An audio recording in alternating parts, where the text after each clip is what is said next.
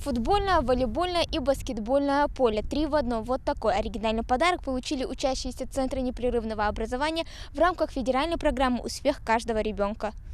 А еще травмобезопасное покрытие, современное освещение и съемная сетка. Заниматься на свежем воздухе вскоре будет гораздо интереснее. Когда нет условий, но и желания, приходится сложно, признается Фатима Танкиева. Старое поле давно в плачевном состоянии, и вопрос необходимости нового возникал не раз. Я хочу подчеркнуть, что такой площадки у нас не было. Для нас это большой подарок для наших детей. Почему? Потому что все сделано на самом современном уровне. Покрытие для безопасности наших детишек, нуждающихся именно вот в такой защите. И для нас это действительно очень приятный, долгожданный подарок. Я думаю, что наши дети с удовольствием будут заниматься здесь, и педагоги тоже сделают все возможное, чтобы они получили хороший заряд.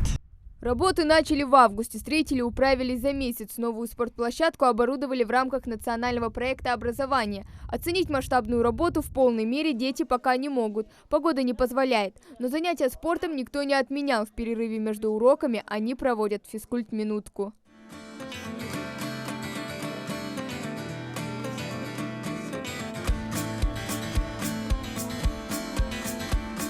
Погожих деньков здесь ждут с нетерпением. Помимо оздоровительной физкультуры, предпочтение также отдают и классическим играм. Адам Ажигов уже решил, чем займет свое свободное время.